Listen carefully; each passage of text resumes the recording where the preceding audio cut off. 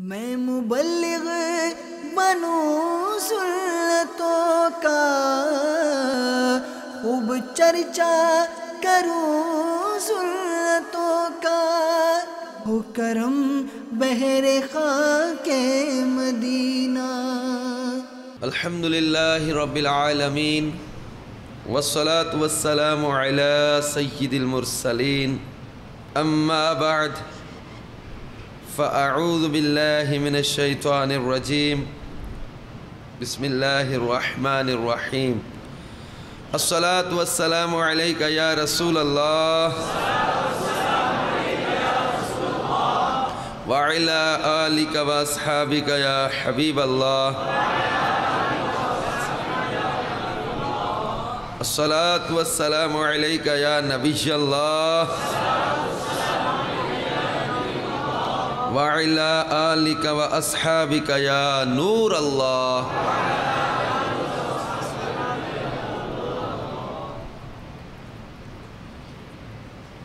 نویت سنت الاعتکاف۔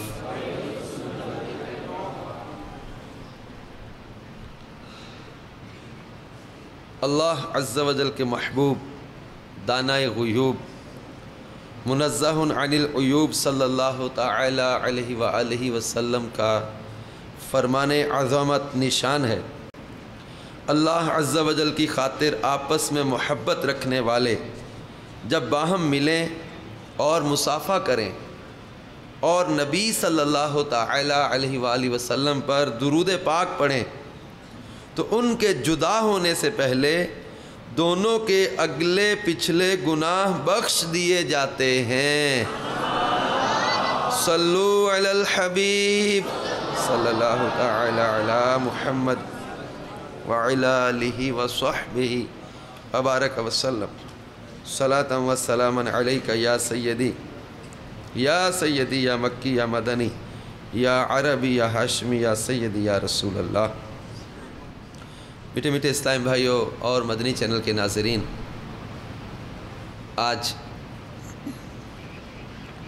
1433 سنہ ہجری کے رجب المرجب کی 22ویں شب ہے، اور اس وقت ہم پنجاب کے مشہور شہر مدینۃ الاولیاء ملتان شریف میں دعوت اسلامی کے مدنی مرکز فیضان مدینہ میں حاضر ہیں۔ جیسا کہ روایت کا مفہوم ہے، نیت المؤمن خیر من عملہ، مومن کی نیت اس کے عمل سے بہتر ہے،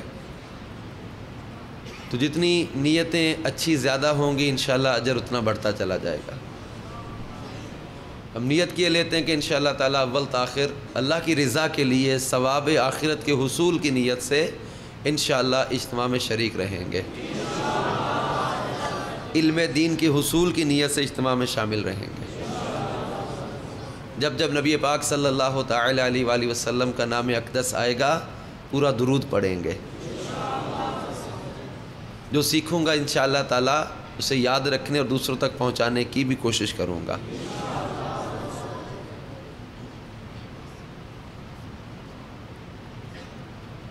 میں اپنے لیے نیت کیے لیتا ہوں کہ میں اعلاء کلمات الحق کی نیت سے بیان کروں گا، اور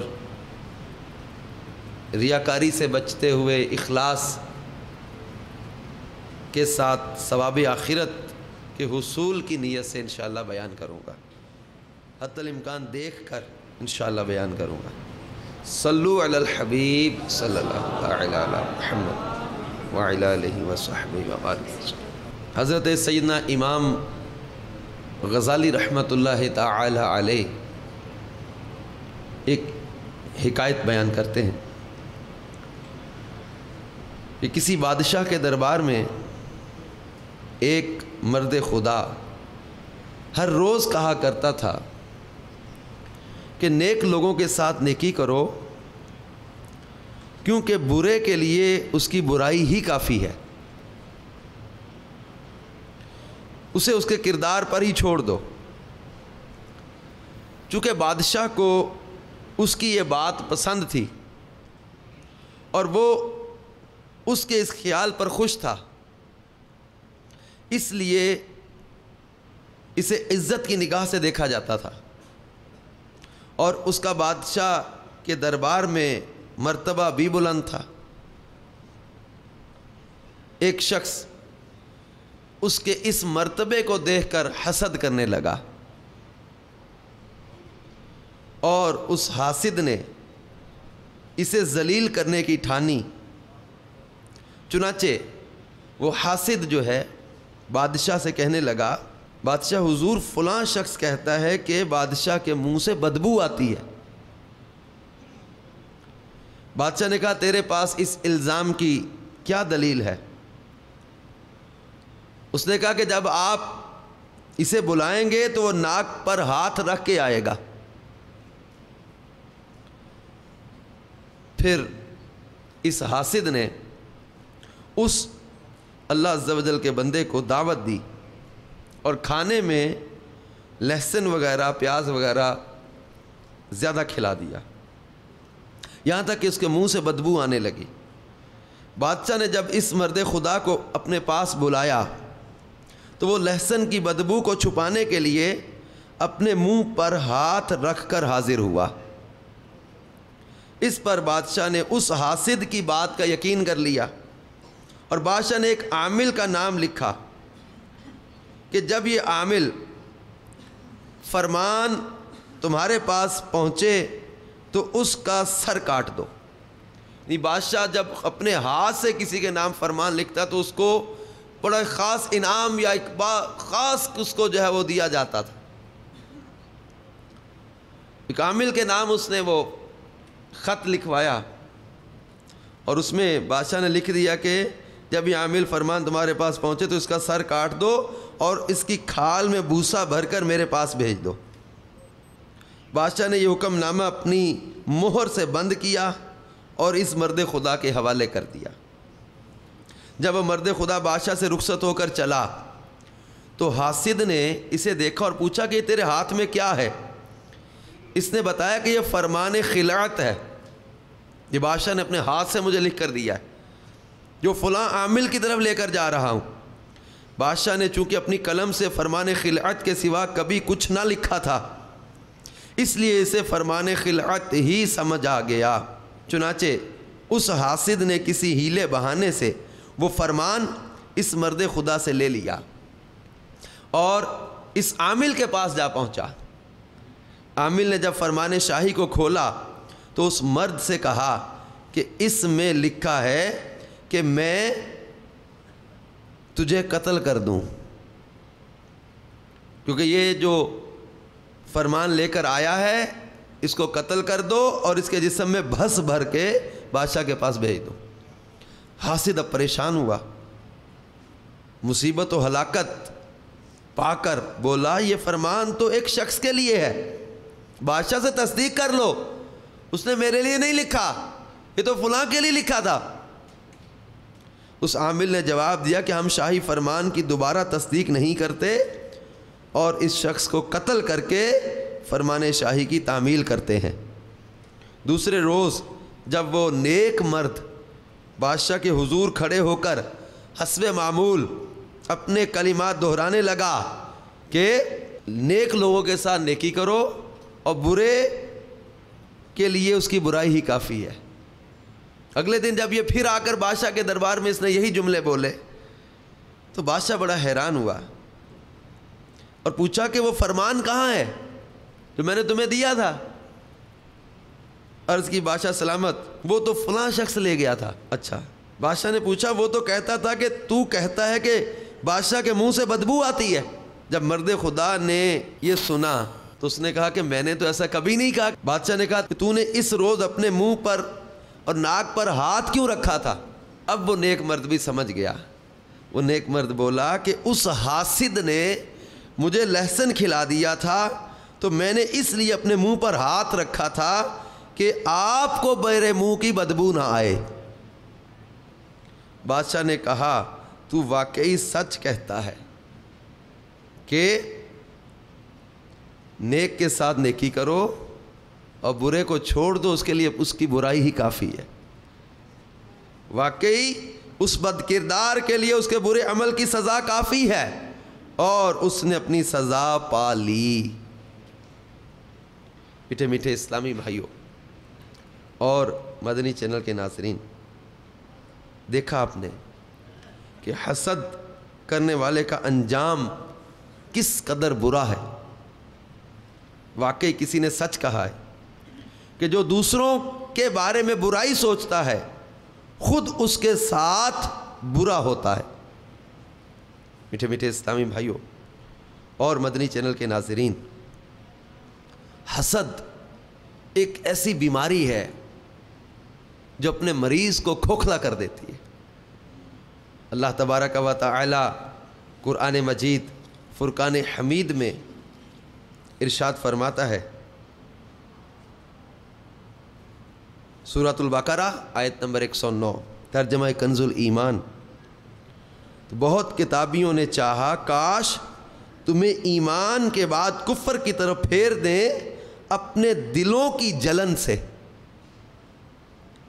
اس آیت مبارکہ میں اللہ تعالی نے خبر دی کہ کفار نے حسد کرتے ہوئے مسلمانوں سے ایمان کی نعمت کا زائل ہونا چاہا۔ اور سورہ نساء میں اللہ تبارک و تعالی ارشاد فرماتا ہے، ترجمہ کنز الایمان، اور اس کی آرزو نہ کرو جس سے اللہ نے تم میں ایک کو دوسرے پر بڑھائی دی۔ میٹھے اسلامی بھائیوں، امام غزالی رحمۃ اللہ تعالی علیہ یہ آیات بیان کرنے کے بعد احیاء العلوم میں فرماتے ہیں، یہ جان لو حسد کے بہت سے اسباب ہیں، اور وہ دشمنی، فخر، بغض، تکبر، خود پسندی، پسندیدہ مقاصد کے فوت ہونے کا خوف، حکومت کی خواہش، نفس کی خباثت اور اس کا بخل ہے، اور یہ سب کے سب مذموم ہے۔ حسد کے اسباب میں بیان کیا، دشمنی، فخر، بغض، تکبر، خود پسندی اور اس طرح کی چیزیں یہ حسد کا سبب بنتی ہیں۔ سرکار مدینہ راحت قلب و سینہ، صاحب معطر پسینہ صلی اللہ تعالی علیہ وآلہ وسلم نے ارشاد فرمایا کہ مومن رشک کرتا ہے اور منافق حسد کرتا ہے۔ اور سرکار نامدار، مدینے کے تاجدار، رسولوں کے سردار صلی اللہ تعالی علیہ وآلہ وسلم نے حسد کی مذمت بیان کرتے ہوئے ارشاد فرمایا، چنانچہ ابو داؤد شریف میں حدیث پاک ہے، فرمایا الحسد یأکل الحسنات کما تأکل النار الحطب، کہ حسد نیکیوں کو اس طرح کھا جاتا ہے جس طرح آگ لکڑی کو کھا جاتی ہے۔ حسد کرنے والا کسی کی نعمت کو دیکھ کر جل رہا ہے، کسی کی اچھائی کو دیکھ کر جل رہا ہے، کسی کی فضیلت کو دیکھ کر جل رہا ہے، اور یہ سمجھ رہا ہے کہ میں نمازیں بھی پڑھ رہا ہوں، میں نیکیاں بھی کر رہا ہوں، لیکن فرمایا گیا کہ حسد نیکیوں کو ایسے کھا جاتا ہے جیسے آگ لگتی ہے تو لکڑی ختم ہو جاتی ہے، جیسے آگ لکڑی کو کھا جاتی ہے اسی طرح حسد نیکیوں کو کھا جاتا ہے۔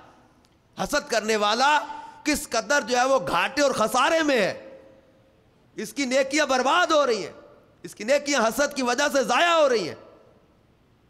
اور حسد کی حقیقت بیان کرتے ہوئے امام غزالی رحمۃ اللہ تعالی علیہ فرماتے ہیں کہ جب کسی مسلمان بھائی کو اللہ عز و جل کی نعمت ملتی ہے تو حاسد انسان اسے ناپسند کرتا ہے اور اس بھائی سے نعمت کا زوال چاہتا ہے۔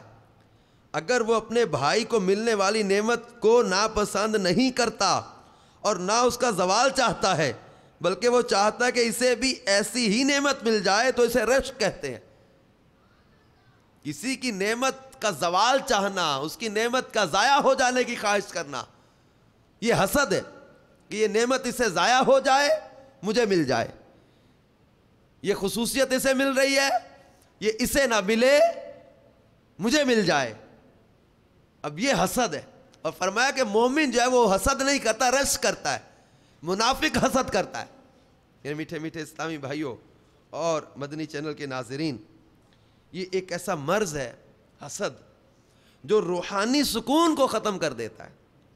اس خبیث عادت سے بچتے رہنا چاہیے، اور اس مہلک مرض سے جو سب سے پہلے ہلاک ہوا وہ ابلیس لعین ہے۔ یہ ایسا مرض ہے جو سب سے پہلے شیطان کے دل میں پیدا ہوا، حسد. اس لیے سیدنا آدم علیہ نبینا علیہ السلام سے حسد کیا. اللہ تبارک و تعالی نے ان کو مسجود ملائکہ بنا دیا، ان کو خلیفہ بنا دیا. اب اس بدبخت کے دل میں حضرت آدم علیہ نبینا علیہ السلام کے معاملے میں حسد پیدا ہوا، اور حسد نے اس کو کس قدر برباد کیا، یہاں تک کہ یہ لعنتی ہو کر جنت سے نکال دیا گیا. اس حسد کی آفت نے اس کو کتنا برباد کیا، جبکہ اس کے بارے میں احادیث مبارکہ میں جو بیان کیا گیا ہے کہ 80,000 برس تک عرش کا طواف کرنے والا، 40,000 برس فرشتوں کو واعظ کرنے والا معلم الملکوت شیطان لعین، یہ بدبخت جو ہے حسد کی آفت کی وجہ سے برباد ہو گیا. سب سے پہلے حسد شیطان نے کیا، اور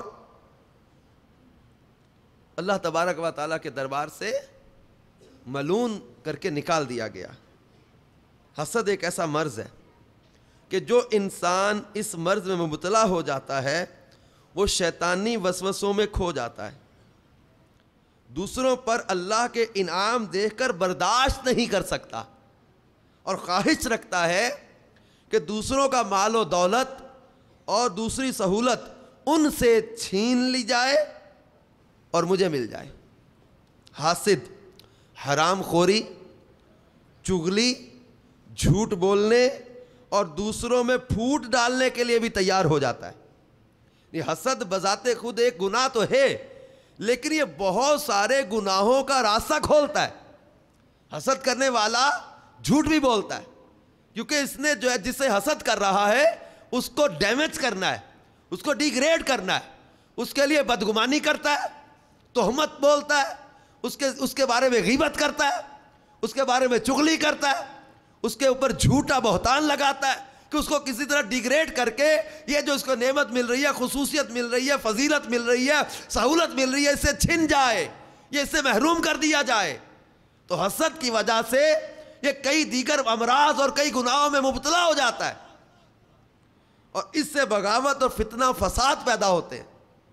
چنانچہ یہ ایک ایسا مہلک مرض ہے جس دل میں پیدا ہو جائے تو بہت ساری برائیوں کی طرف وہ شخص چلا جاتا ہے. شاہ عبدالعزیز محدث دہلوی رحمۃ اللہ علیہ فرماتے ہیں جو زمین میں سب سے پہلا گناہ ہوا وہ بھی حسد تھا، کہ آسمان میں ابلیس نے جناب آدم علیہ السلام سے حسد کیا، اور زمین پہ قابیل نے حضرت حابیل کے ساتھ حسد کیا، اور قابیل نے حضرت حابیل کو اسی حسد کی تباہ کاری میں مبتلا ہو کر بالآخر قتل کر دیا.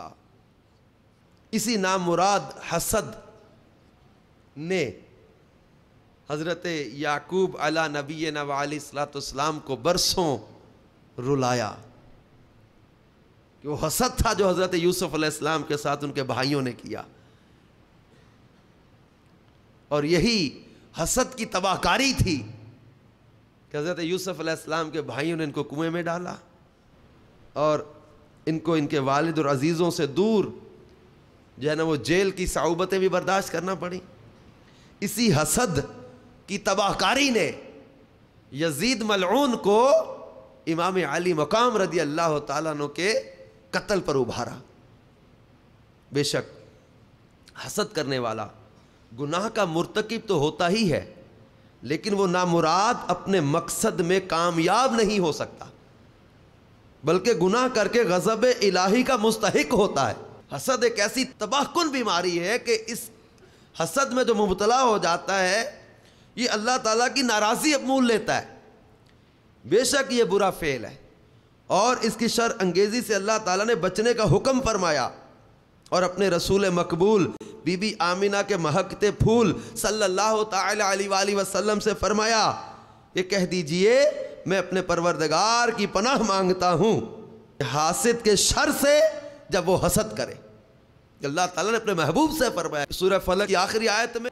میٹھے میٹھے اسلامی بھائیوں اور مدنی چینل کے ناظرین، اور جو غیر مسلم تھے یہود، ان کی خواہش تھی کہ ختم نبوت کا منصب بنی اسرائیل کو عطا ہو، یعنی نبی آخر الزماں ان میں ہوتے، لیکن ان کی خواہش کے خلاف پیارے آقا صلی اللہ تعالی علیہ وسلم قریش میں تشریف لائے، بنی ہاشم میں تشریف لائے، اور یہ بنی اسماعیل کو منصب ملا اور وہ محروم رہے، تو حسد کے مارے انہوں نے سرکار مدینہ صلی اللہ تعالی علیہ وسلم کی نبوت کو ماننے سے انکار کر دیا، حالانکہ وہ نشانیاں جانتے تھے، وہ پہچانتے تھے، ان کے نام کے وسیلے سے دعائیں مانگتے رہے ہیں، فتح پاتے رہے ہیں، اپنے بیٹوں سے بڑھ کر ان کی نشانیاں جو ان کو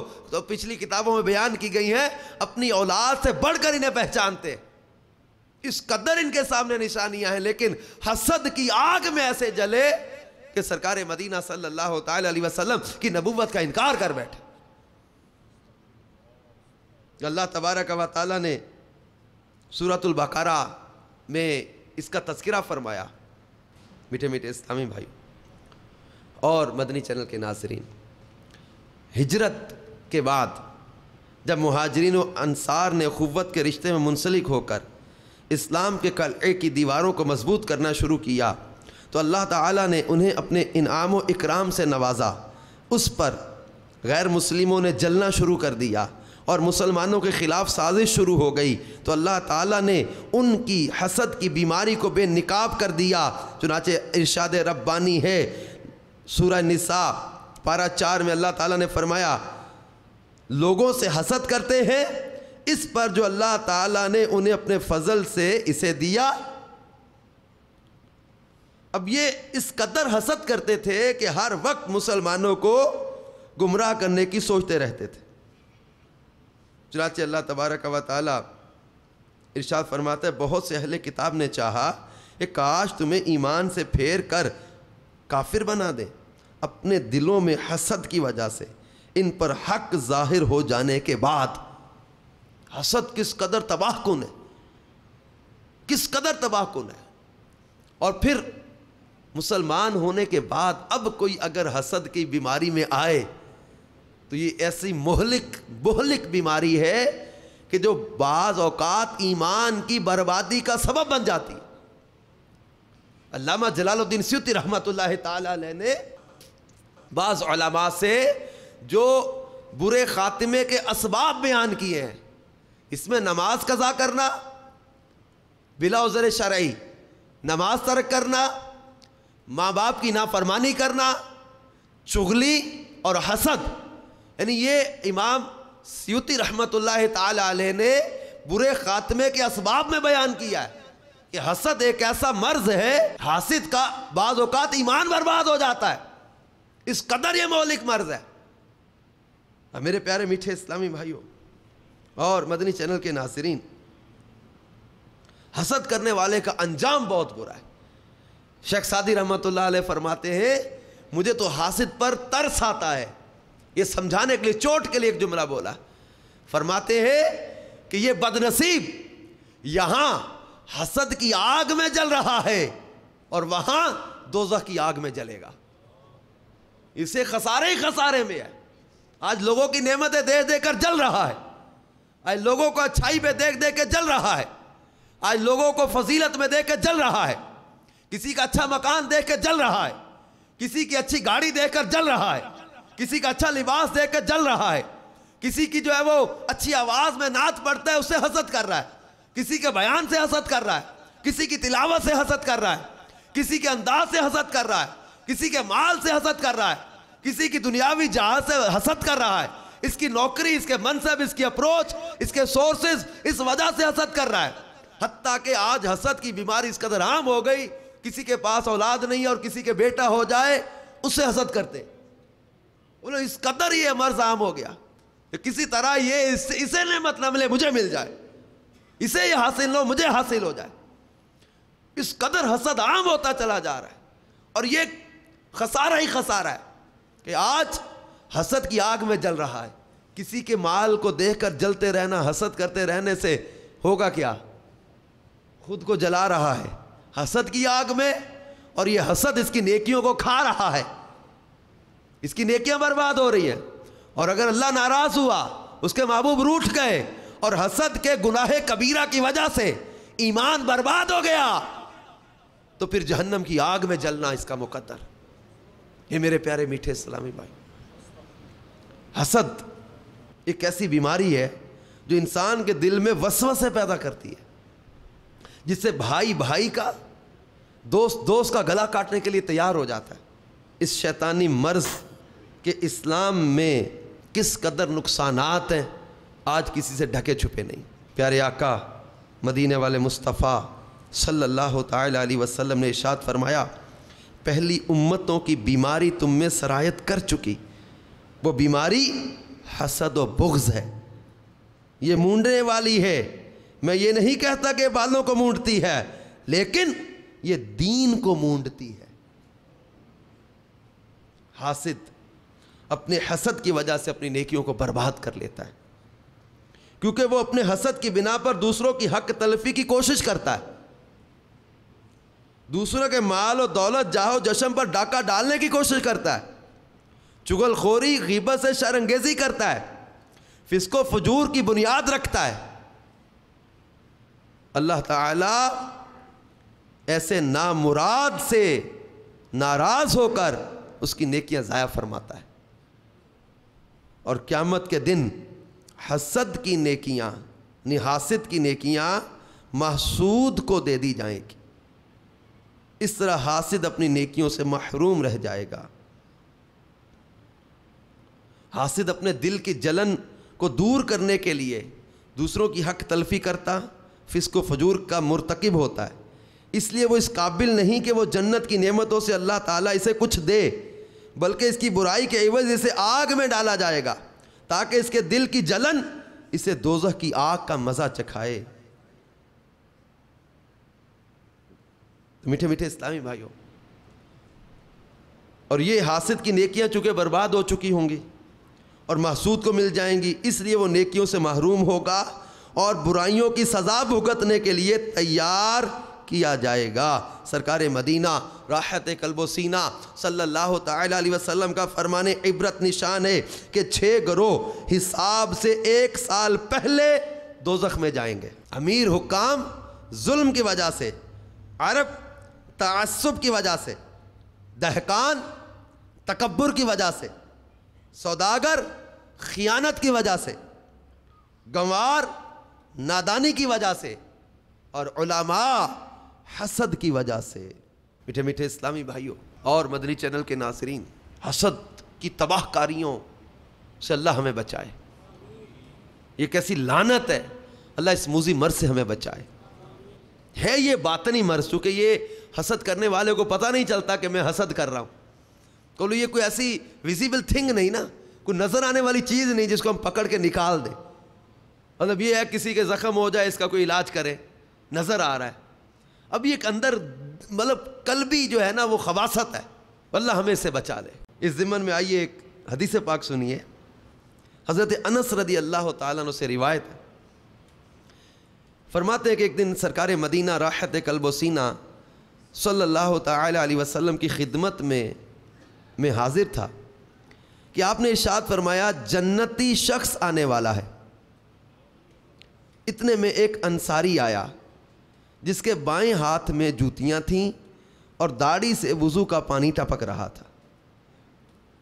دوسرے روز بھی آپ نے یہی فرمایا کہ وہی شخص آنے والا ہے. اسی طرح تیسرے روز بھی یہی ارشاد فرمایا کہ وہ آدمی آنے والا ہے، جنتی شخص آنے والا ہے. حضرت عبداللہ ابن عمر ابن عاص رضی اللہ تعالیٰ عنہ نے معلوم کرنا چاہا کہ وہ کون سا نیک عمل کرتا ہے کہ اس کے بارے میں 3 دن سے سرکار صلی اللہ علیہ وسلم فرما رہے وہ جنتی شخص آنے والا ہے، وہ جنتی شخص آنے والا ہے. حضرت عبداللہ رضی اللہ تعالیٰ عنہ نے یہ معلوم کرنا چاہا کہ وہ کون سا نیک عمل کرتا ہے. تو یہ اس شخص کے پاس 3 راتیں آپ نے آ کر قیام کیا، مہمان بنے اس کے. پہلی رات آئی، لیکن آپ فرماتے کوئی ایسا عمل نہیں دیکھا سوائے اس کے کہ جب وہ نیند سے بیدار ہوتا تو اللہ کو یاد کرتا۔ 3 راتیں گزر گئی، آخر کار میں نے اسے کہا کہ میں نے نبی پاک صلی اللہ تعالی علیہ وسلم کو تیرے بارے میں یہ الفاظ ارشاد فرماتے ہوئے سنا تھا، تو میری خواہش تھی کہ میں تیرے عمل سے واقف ہو جاؤں کہ تو کیا کرتا ہے کہ میں بھی وہ کرنے لگ جاؤں جس کے سبب تجھے اللہ کے محبوب نے جنتی قرار دیا۔ لیکن میں 3 راتوں سے دیکھ رہا ہوں تیرا کوئی خاص عمل تو مجھے نظر نہیں آیا۔ اس نے کہا کہ یہی میرا عمل تھا جو تو نے دیکھ لیا، میں رات آتا ہوں سو جاتا ہوں، اور جب نیند سے اٹھتا ہوں اللہ اللہ کرتا ہوں۔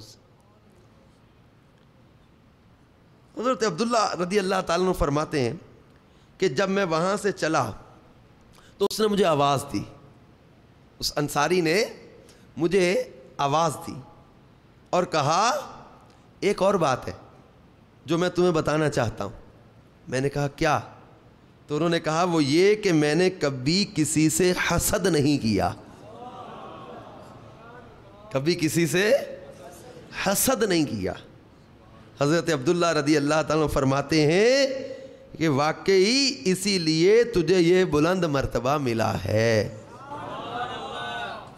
میٹھے میٹھے اسلامی بھائیوں، اپنے دل کو مسلمان کے کینے سے پاک کر لیں، حسد کی لعنت سے اپنے آپ کو بچا لیں، اپنے آپ کو ان چیزوں سے بالکل جو ہے نا وہ بالا تر کر لیں، یہ بالکل ہمیں کچھ بھی جلن ہی نہ ہو، کسی کی نعمت دے کر اس کو برکت کی دعا دیں، اس کو برکت کی دعا دیں۔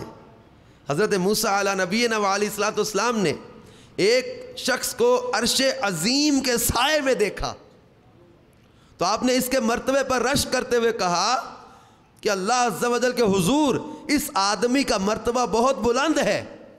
عرض کی یا الہ العالمین یہ نیک مرد کون ہے؟ اللہ تبارک و تعالی نے فرمایا اس کے 3 اعمال ہیں، 3 عملوں کی وجہ سے اسے یہ قرب خاص ملا ہے۔ نمبر 1، اس نے کبھی کسی سے حسد نہیں کیا۔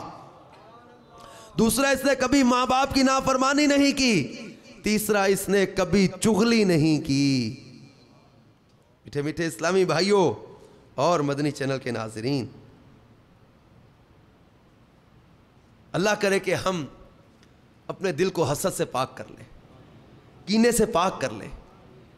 میرے شیخ طریقت امیر اہل سنت بانی دعوت اسلامی حضرت علامہ مولانا ابو بلال محمد الیاس عطار قادری رضوی دامت برکاتہم العالیہ، یہ اپنے ایک بیان میں حسد کی تعریف بیان کرتے ہوئے فرماتے کہ حسد کی ڈیفینیشن کیا ہے، کہ حسد کرنے والے کو حاسد اور جس سے حسد کیا جائے اس کو محسود کہتے ہیں۔ اور لسان العرب جلد 3 صفحہ 166 پر حسد کی تعریف یوں بیان کی گئی، حسد یہ ہے کہ تو تمنا کرے کہ محسود کی نعمت اس سے زائل ہو کر تجھے مل جائے۔ تو بیان کردہ تعریف سے معلوم ہوا کہ کسی کے پاس کوئی نعمت دیکھ کر تمنا کرنا کہ کاش اس سے یہ نعمت چھن کر مجھے حاصل ہو جائے۔ مثلا کسی کی شہرت یا عزت سے نفرت کا جذبہ رکھتے ہوئے خواہش کرنا کہ یہ کسی طرح ذلیل ہو جائے اور اس کی جگہ مجھے عزت کا مقام حاصل ہو جائے۔ نیز کسی مالدار سے جل کر یہ تمنا کرنا کہ اس کا کسی طرح نقصان ہو جائے اور یہ غریب ہو جائے اور میں اس کی جگہ پر دولت مند بن جاؤں۔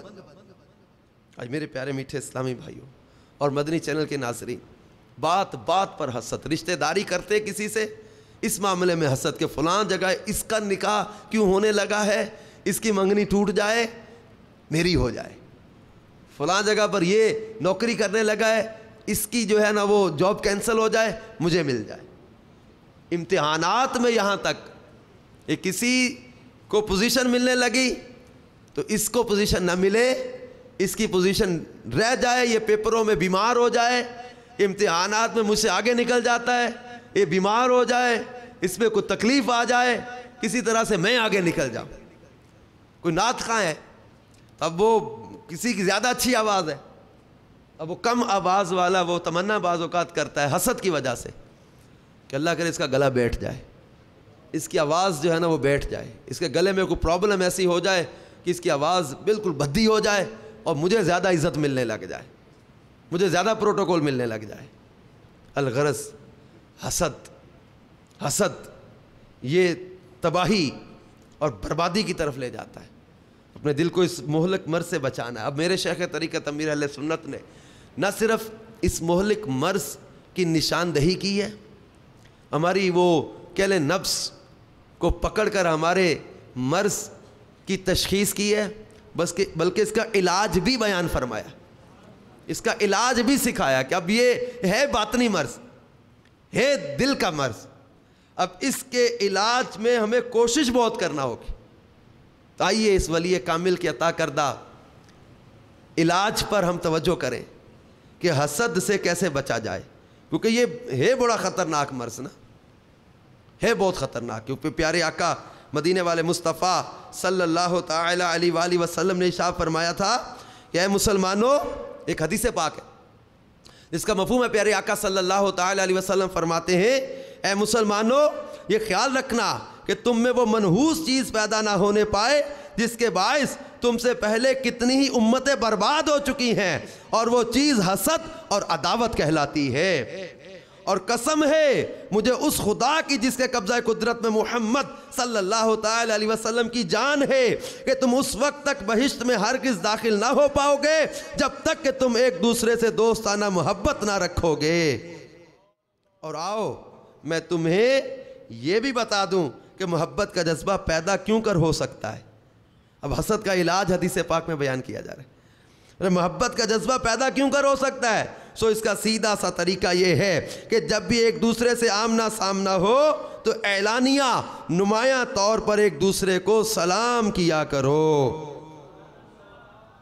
تو میٹھے میٹھے اسلامی بھائیوں اور مدنی چینل کے ناظرین, حضرت عون بن عبداللہ ایک بادشاہ کو نصیحت کر رہے تھے اور فرما رہے تھے کہ تکبر سے دور رہے کہ اولین گناہ جو حضور حق میں کیا گیا وہ حسد اور تکبر تھا,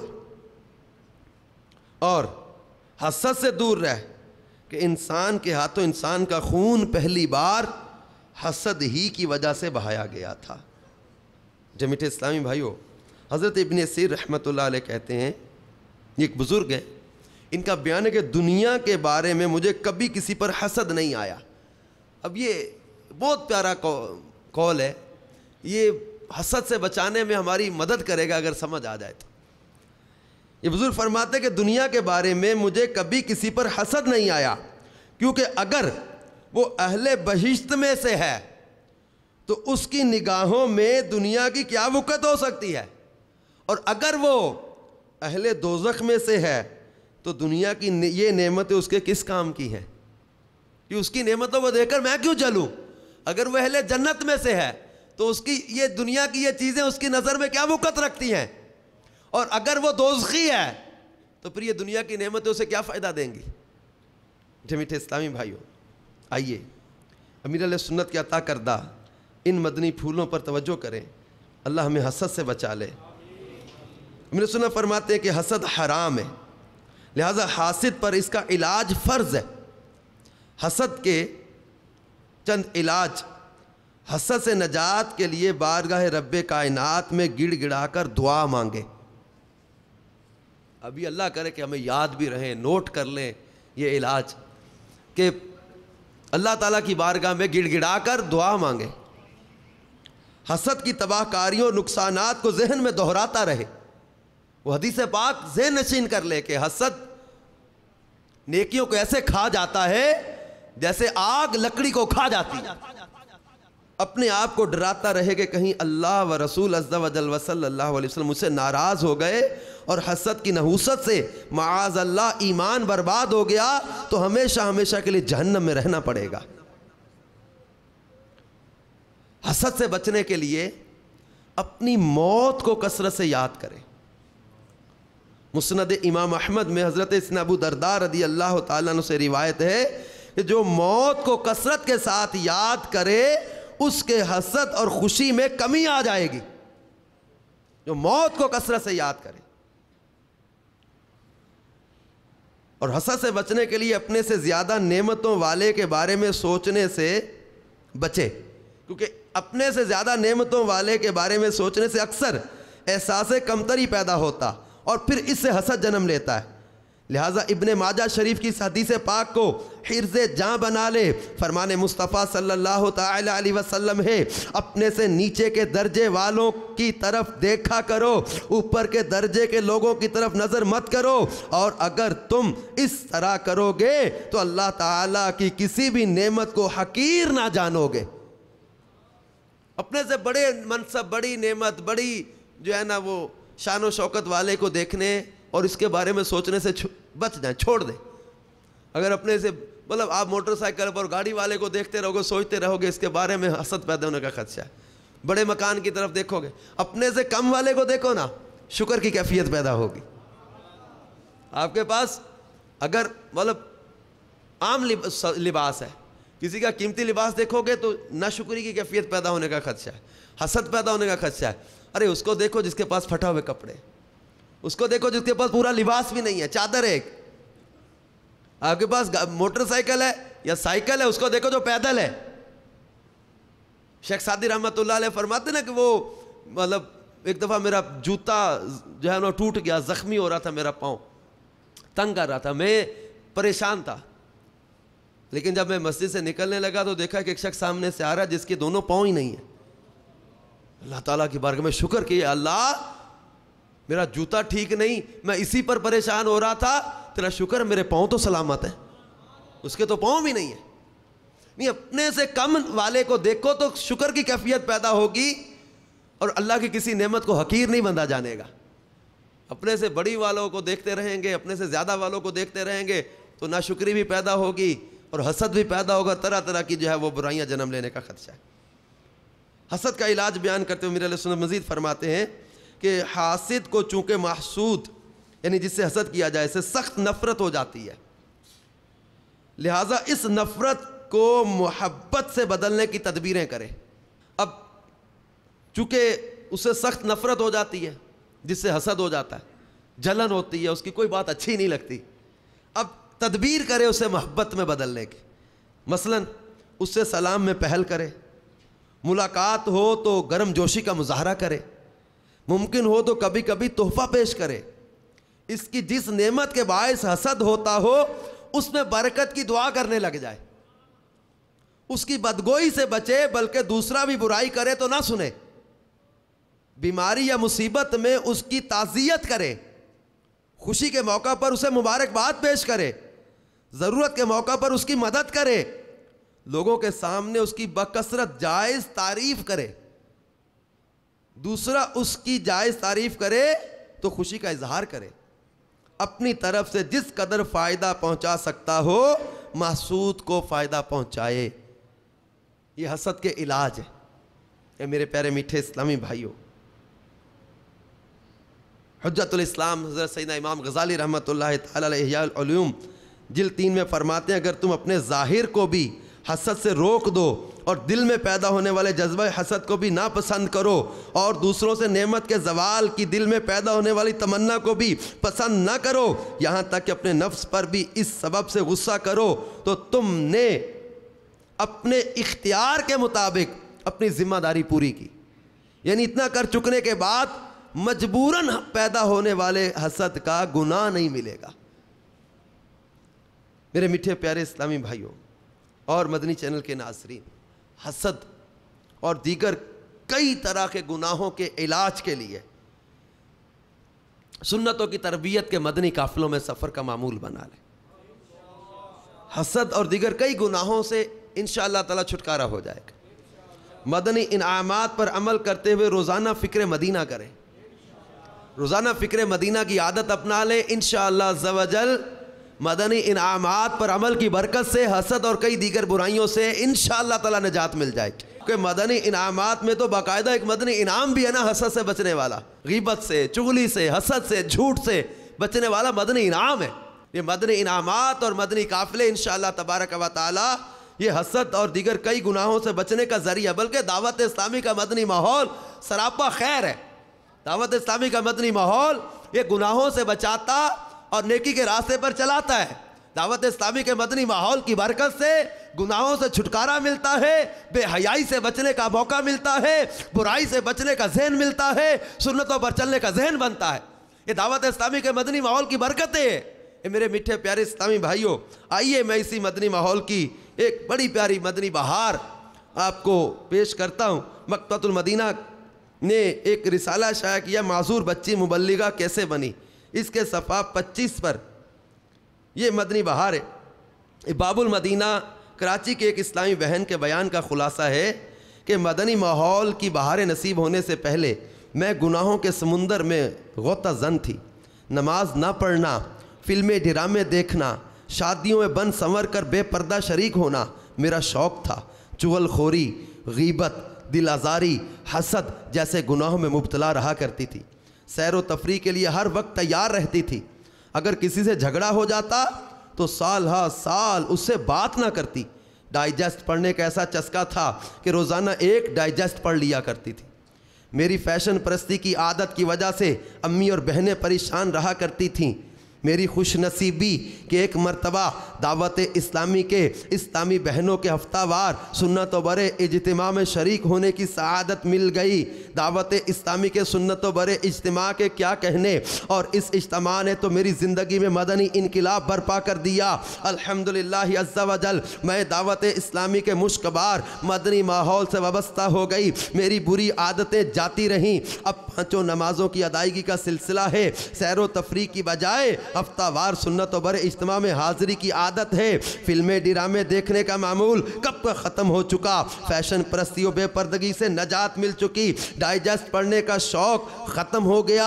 اب مجھے امیر اہل سنت کے کیسٹ بیانات سن کر سکون ملتا ہے۔ الحمدللہ عز و جل امیر اہل سنت کے عطا کردہ مدنی انعامات کی برکت سے زبان کا قفل مدینہ نصیب ہو گیا۔ غیبت اور چغلی سے پرہیز کی عادت پڑ گئی۔ نگاہ مرشد کے صدقے دعوت اسلامی کے مدنی کام کا ایسا جذبہ نصیب ہوا کہ مدنی کام کم ہونے کی صورت میں شدت غم و افسوس سے آنکھوں سے اشکوں کے دھارے بہہ نکلتے ہیں۔ تا دم تحریر، اس اسلامی بہن کا بیان ہے کہ تا دم تحریر میں اسلامی بہنوں کی علاقائی مشاورت کی خادمہ یعنی نگران کے طور پر ثواب جاریہ کا خزانہ جمع کرنے کی کوشش میں مصروف ہوں۔ سمر جائے گی آخرت انشاءاللہ، سمر جائے گی آخرت انشاءاللہ عز و جل۔ تم اپنائے رکھو صدا مدنی ماحول۔ میٹھے میٹھے اسلامی بھائیوں اور مدنی چینل کے ناظرین، آپ بھی دعوت اسلامی کے مدنی ماحول سے ہر دم وابستہ رہیے۔ انشاءاللہ تبارک و تعالی اس مدنی ماحول کی برکت سے نہ صرف سنتوں پر عمل کا جذبہ ملے گا، اس کے ساتھ ساتھ بہت ساری برائیوں سے چھٹکارا مل جائے گا، اور انشاءاللہ تبارک و تعالی ان باطنی امراض کی پہچان بھی ملے گی، ان کا علاج بھی ملے گا۔ حسد ہے، کینہ ہے، بغض ہے، یہ اندر کے جو باطنی امراض ہیں نا دل کے، ان کا علم سیکھنا، چونکہ ان کا علم سیکھنا بھی فرض ہے اور ان سے بچنا بھی لازم ہے۔ حسد چونکہ حرام ہے نا، تو اس کے بارے میں علم جاننا، اس کی تعریف اور یہ حسد ہوتا کیا ہے، اور پھر اس سے بچنے کی پوری کوشش کرنا۔ مفتی احمد یار خان نعیمی رحمۃ اللہ تعالی علیہ، انہوں نے حسد کے بارے میں 4 درجے بیان کیے ہیں۔ پہلا یہ کہ حاسد دوسروں کی نعمت کا زوال چاہے، یہ خواہ مجھے نہ ملے مگر اس کے پاس سے جاتی رہے۔ اس قسم کا حسد مسلمانوں پر کبیرہ گناہ ہے اور کافر فاسق کے حق میں جائز۔ دوسرا درجہ یہ کہ حاسد دوسرے کی نعمت خود لینا چاہے، یہ فلاں کا باغ یا اس کی جائیداد میرے پاس آ جائے یا اس کی ریاست کا میں مالک بنوں، یہ حسد بھی مسلمانوں کے حق میں حرام ہے۔ تیسرا درجہ یہ ہے کہ حاسد اس نعمت کے حاصل کرنے سے خود تو عاجز ہے، اس لیے آرزو کرتا ہے کہ دوسروں کے پاس بھی نہ رہے تاکہ وہ مجھ سے بڑھ نہ جائے، یہ بھی منع ہے۔ چوتھا درجہ یہ ہے کہ وہ تمنا کرے کہ یہ نعمت اوروں کے پاس بھی رہے، مجھے بھی مل جائے، یعنی اوروں کا زوال نہ چاہتا، اپنی ترقی کا خواہش مند ہے۔ اسے غیبتہ یا تنافس کہتے ہیں۔ یہ دنیاوی باتوں میں منع ہے اور دینی باتوں میں اچھا اور کبھی واجب بھی ہے۔ رب عز و جل فرماتا ہے فَفِي ذَلِكَ فَلْيَتَنَافَسِ الْمُتَنَافِسُونَ، ترجمہ کنز الایمان، اور اسی پر چاہیے للچائیں للچانے والے۔ حدیث پاک میں کہ دو شخصوں پر حسد یعنی غیبت جائز ہے. ایک وہ عالم دین جو اپنے علم سے لوگوں کو فائدہ پہنچاتا ہو، دوسرا وہ سخی مالدار جس کے مال سے فیض جاری ہو. تو یہ رشک کرنا یہ جائز ہے، حسد ناجائز ہے. اللہ تبارک و تعالی اپنے حبیب صلی اللہ تعالی علیہ وسلم کا صدقہ ہمیں حسد کی آفتوں سے بچائے اور ان مہلکات سے بچنے کی اللہ ہمیں توفیق عطا فرمائے. دعوت اسلامی کے مدنی ماحول میں استقامت و اخلاص عطا فرمائے. آمین. صلو علی الحبیب صلی اللہ تعالی علی محمد. میں مبلغ بنوں سنتوں کا، خوب چرچا کروں سنتوں کا، ہو کرم بہر خاک مدینہ.